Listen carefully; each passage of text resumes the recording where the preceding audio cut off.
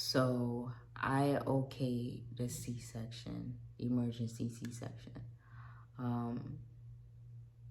They put me fully asleep and put me on life support. And when I woke up, I had tubes down my throat. I couldn't breathe on my own.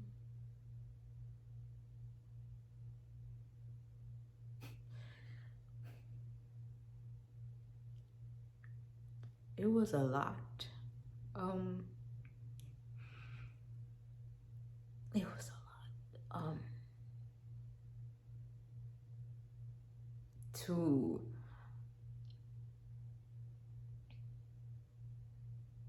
To be pregnant and know that something is wrong, and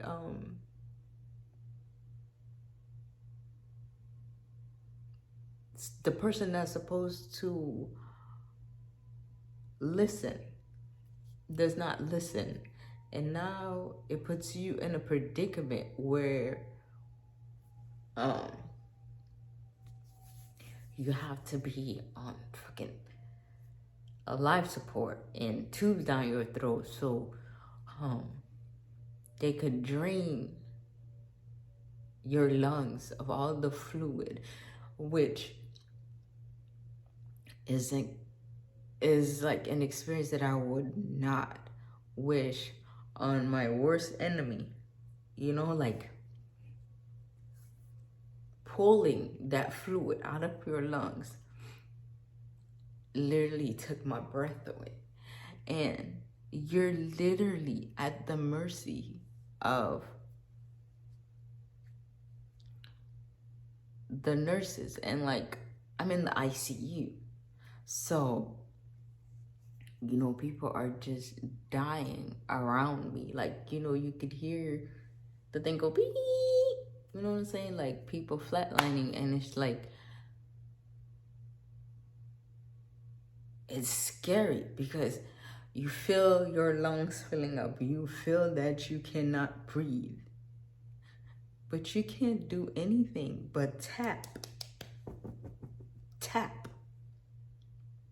to get someone's attention so they could pull and get these fluids out of your lungs so that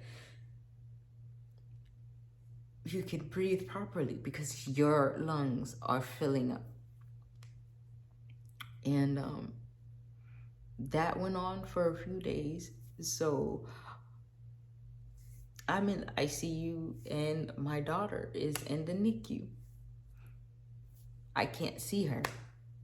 I can only see her through pictures. I can't see her. I can't touch her. I can't smell her. Nothing.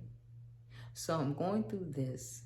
My daughter is going through, you know,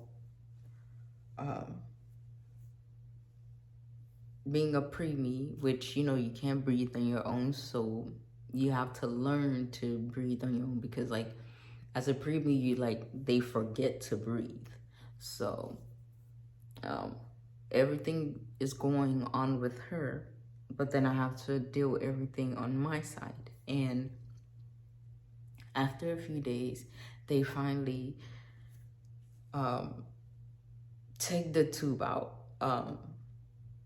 They felt like everything cleared up out of my lungs enough to take the tubes out to where I can breathe on my own and things like that. So they took the tubes out and it hurt so bad.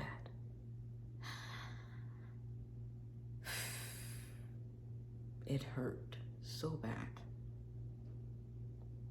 And my throat was so sore. Like it was bleeding and everything. And after getting the tubes out, you know, I had to get used to drinking water and just ice. So the times when the tube was down my throat, I didn't get anything but fluids. and after in my IV, and after they removed the tube, now I was on like a ice and water diet, pretty much, because the tube was in my throat. And now after taking it out, you know, it has to just get used to things going down, and of course it's sore, so eating was just not okay for the first few days. And by the 5th day, the nurse came to clean me. The fourth or 5th day, the nurse came to clean me, and she told me to sit up. And I remember this sensation like no other. I felt like someone just dropped a bucket of water from my C-section incision going down. And I told the nurse, I said, I feel like a whole lot of fluids just fall. And she told me, oh, you're probably just feeling the sensation from the alcohol. And I'm like, no, it doesn't feel like sensation from the alcohol, because the alcohol doesn't sting me. I didn't even, you know, feel, you know, it felt wet, but like it wasn't, you know, like a sting. So I was like, no, like that's not what it felt like. It felt like it was in the inside, not outside. But she brushed it off, and lo and behold, the next day I started noticing blood in my catheter, like in the bag. And my cardiologist came, and I brought that to his attention, and you know, he spoke to the other doctors, and they came and took, and you know, always taking my blood works to see what's going on. And you know, they looked at my private area, and I was bleeding from the inside. So some way, somehow, the OBGYN nicked something, and you know, the walls, and he didn't seal me properly. And you know, the walls, it's a certain way that you have to seal incisions so that someone doesn't, you know, bleed out, and he just didn't do what he was supposed to do. And so I was bleeding out. They came to do a whole bunch of tests, and CAT scans, and pouring like the liquid for the CAT scan. They did with contrast, without contrast. So they would pour it into my catheter and fill up my bladder to the point where I wanted to cry and scream. And they would continuously apologize because they knew how painful it was, but they had to get a proper image to see where exactly the bleeding is coming from so that they can stop it. So my blood levels were dropping. You know, the idea of blood transfusion now had to come into play, because now I'm losing so much blood I can't even move. And I come from a religious family, and I didn't want to disappoint anyone. Making the decision for a blood transfusion is a big deal. And it's like, I did not know what to do. I don't want blood transfusion, but without it, and how much blood I have already lost with them not knowing that I was bleeding out since I've had my C-section and was sitting here on the machine and everything this entire time I've been bleeding. So up until they actually found out, and then they had to go through the process of finding out where the bleeding was coming from. All of those times are piling up, and I'm losing more blood.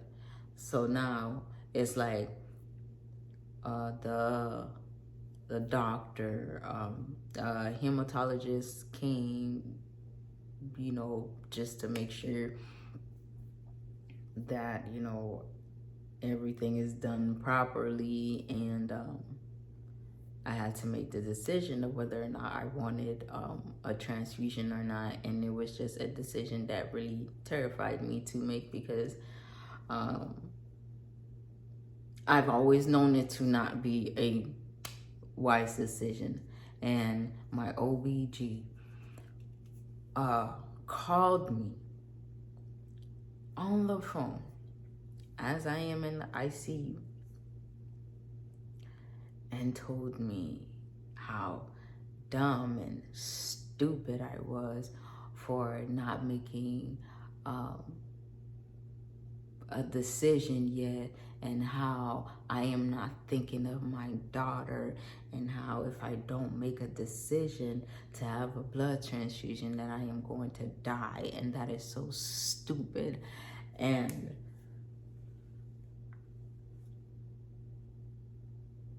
like, he was just an asshole, to put it in the simplest way possible.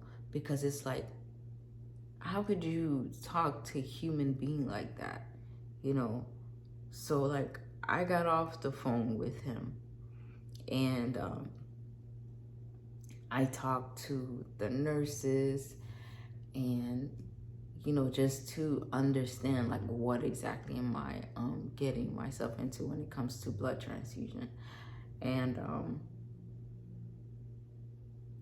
it was at night, and it was just me by myself in the ICU. No visitors, nothing. I was just laying there, and I finally could not move. And I called the nurse over, and I told her, like, I wanted to know, like, what is her opinion? Because I spoke to my mom. God rest her soul. And she said,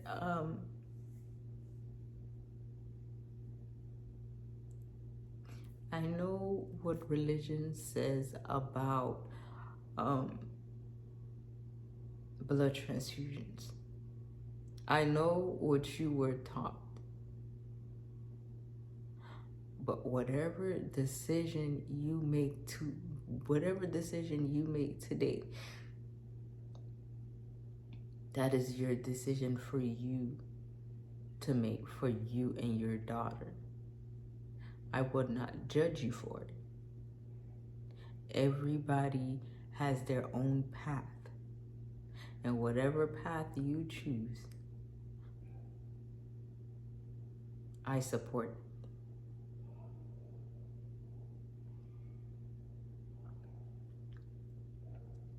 it. And that meant so much to me. So when I laid on the corner of that bed and I asked the nurse, like, how bad is it? She said, well, your blood level is at it was in the 6. And she said, I honestly don't think that you're going to make it to the morning. And, you know, now it's like 6, 7 days, 5 days that I have not seen my daughter.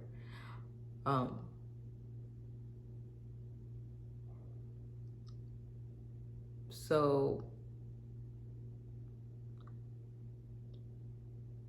I made that decision, like, I'm not going to die, and I haven't even gotten to see, touch, or like hold my daughter. And I signed off the paper, and like they started getting me ready for the surgery, because I didn't have enough blood to, actually they got me ready for the blood transfusion. I got the blood transfusion first, before the surgery, because I just did not have enough blood, you know. So I had blood transfusion before and after surgery. And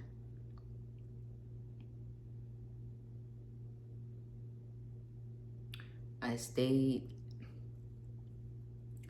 went back to the ICU to recover, and for them to, the hematologist had to make sure that, you know, like I'm okay, like the blood transfusion, my body's not rejecting anything. And then I was cleared to go down to the what is it called? I believe labor and delivery, but like I was able to go to like the regular floor for mummies who just had babies. Right now I cannot, my mind is drawing a blank at the proper name, but I believe it was labor and delivery department. And that was 9 days total in the ICU. And I was finally able to clean up.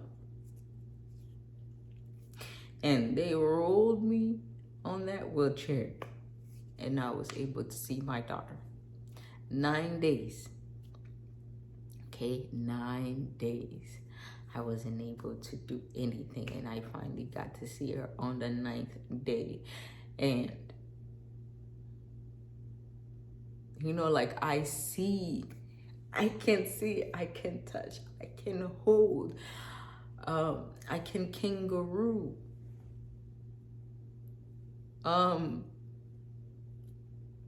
For the life that I fought so hard to see and meet. And it meant so much to me, because it's seeing her looking at me in the incubator, and it was worth it. It was worth it. Fighting in the ICU, it was worth it. And I got to hold her and kangaroo, skin to skin, where, you know, she was so small, like I could fit her inside of my shirt. And it's just a moment that